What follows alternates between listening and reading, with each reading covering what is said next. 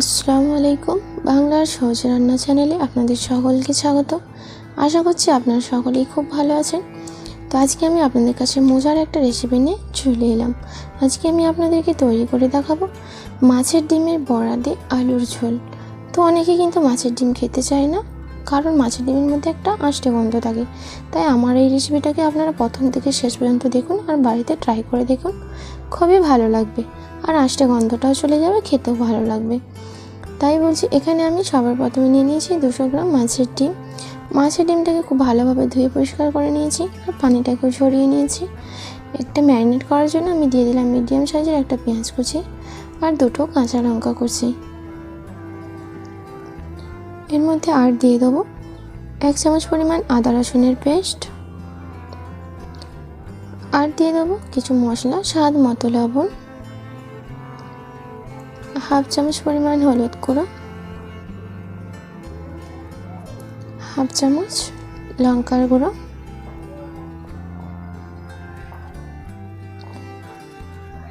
আর দিয়ে দেবো 1/2 চামচ পরিমাণ ধনে ও জিরে গুঁড়ো। এখানে ধনে জিরেটা আমি বাড়ির তৈরি নিয়ে নিয়েছি। আর দিয়ে দিলাম 2 চামচ বেসন। তো বেসনটা দেওয়ার পর কিন্তু আমি খুব ভালোভাবে ম্যারিনেট করে নেব, কারণ এই মাছের ডিমটাকে ম্যারিনেট করার সময় কিন্তু খুব ভালোভাবে করতে হবে, যাতে মাছের আঁশটে গন্ধটা না থেকে যায়। তো আমি মশলাগুলো দিয়ে খুব ভালোভাবে কিন্তু ম্যারিনেট করে নিয়েছি, দেখতেই পাচ্ছেন। তো ম্যারিনেট করা হয়ে গিয়েছে। এইবার আমি কিছু মশলা পেস্ট করে নেব। তো আমি এখানে মিক্সারের একটা কৌটো নিয়ে নিয়েছি, এর মধ্যে কিছু মশলা পেস্ট করে নেব। তো এর মধ্যে দিয়ে দিচ্ছি 2 চামচ পরিমাণ হলুদ সরিষা। তো এখানে আমি 2 চামচ হলুদ সরিষা নিয়েছি, আপনারা চাইলে কালো সরিষাও নিতে পারেন। আর দিয়ে দিলাম 4টে কাঁচা লঙ্কা। এবার পেস্ট করার জন্য এখানে দিয়ে দিলাম অল্প একটু লবণ। লবণটা দিলে কিন্তু খুব ভালোভাবে পেস্ট হয়, সেই জন্য এখানে লবণটা দিয়ে দিয়েছি। আর সর্ষের তেঁতোটাও থাকবে না সর্ষের মধ্যে। তো আর দিয়ে দিলাম অল্প পরিমাণে একটু পানি। এখানে আমি সরিষার পেস্টটা করে নেব। আর এই যে মিডিয়াম সাইজের একটা টমেটো নিয়েছি, এই টমেটোটাকেও কিন্তু আমি খুব ভালোভাবে পেস্ট করে নেব। তো দেখতে পাচ্ছেন এখানে আমি সরিষার পেস্ট করে নিয়েছি, আর এতে আছে টমেটোর পেস্টটা। তো সব পেস্ট আমি করে নিয়েছি। এইবার আমি চুলা জ্বালিয়ে দেবো। আমি গ্যাস জ্বালিয়ে একটা কড়া নিয়ে নিয়েছি। কড়াটাকে গরম করে নেওয়ার পর এর মধ্যে দিয়ে দিলাম পরিমাণ মতো তেল। সরিষার তেল নিয়ে নিয়েছি এখানে আমি, আপনারা চাইলে সাদা তেলও নিতে পারেন। তো সবার প্রথমে আমি এখানে মাছের ডিমগুলোকে ভেজে নেব। তো আমি গোল গোল সাইজ করে, এখানে খুব বেশি বড় করব না আর খুব ছোটো না, মিডিয়াম সাইজ করে মাছের ডিমটা দিয়ে আমি খুব ভালো করে উল্টে পাল্টে একটু লাল করে ভেজে নেব। তো আপনারা কিন্তু অবশ্যই আমার এই রেসিপিটাকে আপনারা অবশ্যই দেখবেন এবং বাড়িতে ট্রাই করে দেখবেন। মাছের ডিমে যে আষ্টে গন্ধটা থাকে সেটাও থাকবে না, আর খেতে কিন্তু খুবই মজা হবে। যারা মাছের ডিম খায় না তারা কিন্তু অবশ্যই এই রেসিপিটা ট্রাই করে খেয়ে দেখবেন, খুবই ভালো লাগবে। তো এক সাইড ভাজা হয়ে গিয়েছে, আমি অপর পিঠটা উল্টে নিচ্ছি।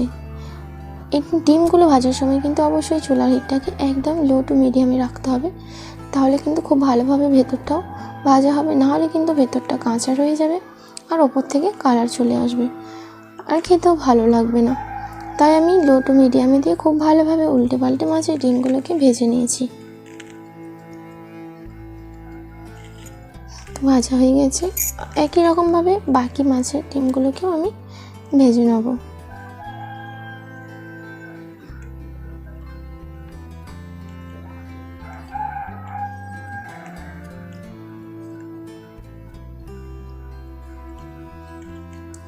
তো একই রকমভাবে উল্টে পাল্টে আমি ভেজে নিয়েছি। এবার আমি ছেঁকে প্লেটের মধ্যে উঠিয়ে নেব।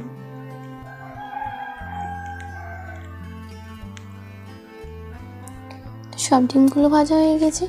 কড়ার মধ্যে যে তেলটা আছে এর মধ্যে এবার আমি আলুটা ভেজে নেব। তো আপনারা দেখতে পাচ্ছেন কতটা সুন্দরভাবে মাছের ডিমগুলোকে আমি ভেজে নিয়েছি, কত সুন্দর কালার হয়েছে। তো বাকি তেলটার মধ্যে আমি এখানে দিয়ে দেবো কেটে রাখা আলু। এখানে আমি আলুগুলোকে এরকম চ্যাপ্টা চ্যাপ্টা করে, চাপটা পাতলা করে কেটে নিয়েছি। তো এখানে আমি মিডিয়াম সাইজের 3টে আলু নিয়ে নিয়েছি। তো আপনার পরিমাণ মতো আপনারা নিয়ে নেবেন। তো আলুটা দেওয়ার পর আমি ভেজে নেবো তেলের মধ্যে। তো ভাজার জন্য এখানে দিয়ে দেবো অল্প একটু লবণ, আমি স্বাদ মতনই নিয়ে নেবো, স্বাদ মতো লবণ। আর দিয়ে দেবো অল্প একটু হলুদ গুঁড়ো। লবণ আর হলুদ গুঁড়োটা দিয়ে আমি খুব ভালোভাবে নাড়াচাড়া করে আলুটাকেও ভেজে নেব।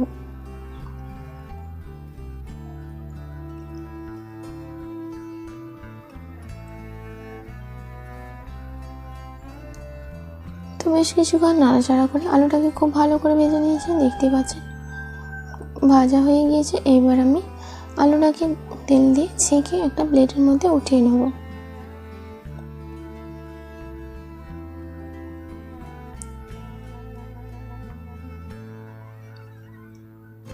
সব আলুগুলো ভাজা হয়ে গেছে। এইবার কড়ার মধ্যে যে তেলটা আছে সেই তেলটার মধ্যে কিন্তু আমার রেসিপিটা একদম তৈরি হয়ে যাবে।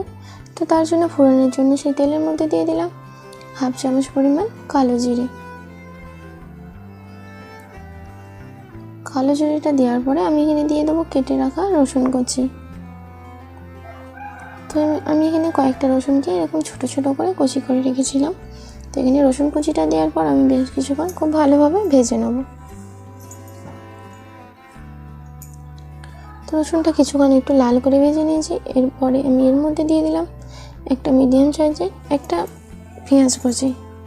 তো এখানে আমি মিডিয়াম সাইজের একটা পেঁয়াজ নিয়ে নিয়েছি। তো পেঁয়াজটাকে আমি খুব ভালোভাবে রসুনের সাথে ভেজে নেব।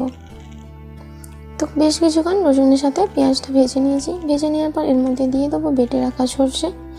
তো সর্ষের পেস্টটা দেওয়ার পর আমি পেঁয়াজের সাথে আবারও কিন্তু খুব ভালোভাবে কষিয়ে নেব, যাতে সরিষার মধ্যে যে কাঁচা গন্ধটা থাকে সেই কাঁচা গন্ধটা না থেকে যায়। তো সরিষাটাকে খুব ভালোভাবে কষিয়ে নিয়েছি। কষিয়ে নেওয়ার পর তো আমি যে সরিষার পেস্টটা করে যে জায়গাটা রেখেছিলাম সেই জায়গাটাকে ধুয়ে একটু সরিষার মধ্যে দিয়ে দিলাম। দিয়ে আবার একটু নাড়াচাড়া করে নেব। তো কিছুক্ষণ নাড়াচাড়া করে ভেজে নিয়েছি। সরিষা থেকে কিন্তু একদম তেলটা ছেড়ে গিয়েছে, আপনারা দেখতে পাচ্ছেন। তো সরিষার পেস্টটা আমি খুব ভালো করে পেঁয়াজের সাথে ভেজে নিয়েছি। ভেজে নেওয়ার পর এর মধ্যে দিয়ে দেবো টমেটোর পেস্টটা। টমেটোর পেস্টটা দিয়ে কিন্তু আমি সরিষার সাথে আবারও খুব ভালো করে কষিয়ে নেব, যাতে টমেটোর কাঁচা গন্ধটাও না থেকে যায়। আর অবশ্যই কিন্তু মশলা কষানোর সময় চুলার হিটটা একদম মিডিয়াম টু লো রাখতে হবে। আর যে কোনো রেসিপিতে আপনি যত মশলাটা কষিয়ে নেবেন ততই কিন্তু রেসিপির টেস্টটা খুব মজার হয় আর খুব খেতেও কিন্তু খুব দারুণ হয়। তো খুব ভালোভাবে একটু কষিয়ে নেওয়ার পর দিয়ে দিলাম স্বাদ মতো লবণ,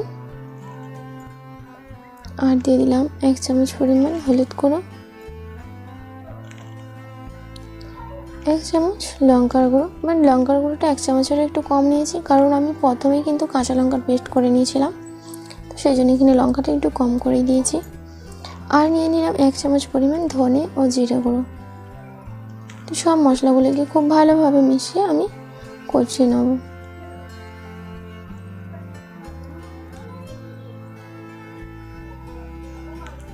তো বেশ কিছুক্ষণ আমি মশলাটাকে খুব ভালোভাবে কষিয়ে নেব। তো তার জন্য কষানোর জন্য আমি এখানে অল্প পরিমাণে একটু পানি অ্যাড করে নিলাম। তো আমি হাতে সময় নিয়ে খুব ভালোভাবে নাড়াচাড়া করে কষিয়ে নেব, যতক্ষণ না মশলা থেকে তেল ছেড়ে যাচ্ছে। তো বেশ ভীষণ কষানোর পর দেখতেই পাচ্ছেন মশলা থেকে একদম খুব ভালোভাবে তেল ছেড়ে দিয়েছে। তো মশলাটা একদম আমার পারফেক্টভাবে কষানো হয়ে গিয়েছে। আর গ্রেভিটাও দেখতে পাচ্ছেন কতটা সুন্দর কালার আর গাঢ় হয়েছে। এই পর্যায়ে আমি এই মশলার মধ্যে দিয়ে দেবো ভেজে রাখা আলু। তো আলুটা দেওয়ার পরে কিন্তু আমি মশলার সাথে খুব ভালোভাবে আলুটাকেও কষিয়ে নেব। আমি ততক্ষণে কষাবো যতক্ষণ না খুব ভালোভাবে মশলাটা মিশে যাচ্ছে। তো আলুটাকে খুব ভালোভাবে কষানোর জন্য এখানে অল্প পরিমাণে একটু পানি অ্যাড করে নিয়েছি। নেওয়ার পর আমি কিছুক্ষণ সময় দিয়ে খুব ভালোভাবে আলুটাকে কষিয়ে নেবো মশলার সাথে। তো আমি 4 থেকে 5 মিনিট দেখতে পাচ্ছেন খুব ভালোভাবে কষিয়ে নিয়েছি। গ্রেভিটাও মশলাটাও অনেকটাই গাঢ় হয়ে গেছে, খুব ভালোভাবে কষানো হয়ে গেছে। তাই আমি এখানে দিয়ে দিলাম পরিমাণ মতন পানি। তো এখানে আমি পরিমাণ মতো পানি অ্যাড করে নিলাম। তো আমি খুব ভালোভাবে কষিয়ে নিয়েছি। আলুটা কিন্তু একদম 50% কুক হয়েই গেছে। তো সেই জন্য আমি এখানে অল্প পরিমাণে একটু পানি অ্যাড করে নিয়েছি, কারণ আমি একটু এই গ্রেভিটা একটু রাখবো। তো সেই জন্য এখানে অল্প পরিমাণে নিয়ে নিয়েছি। আর নিয়ে নিলাম 3টে কাঁচা লঙ্কা চেরা। কাঁচা লঙ্কা চেরাটা দেওয়ার পর আমি ঢাকনা এঁটে কিছুক্ষণ খুব ভালোভাবে কুক করে নেব। তো আমি 2 মিনিট কুক করে নিয়েছি। 2 মিনিট হয়ে যাওয়ার পর ঢাকনাটা উঠিয়ে নিয়েছি। আর দেখতে পাচ্ছেন গ্রেভিটা খুব ভালোভাবে ফুটে গিয়েছে। এবার আমি এর মধ্যে দিয়ে দেবো মাছের ডিমের বড়াগুলিকে।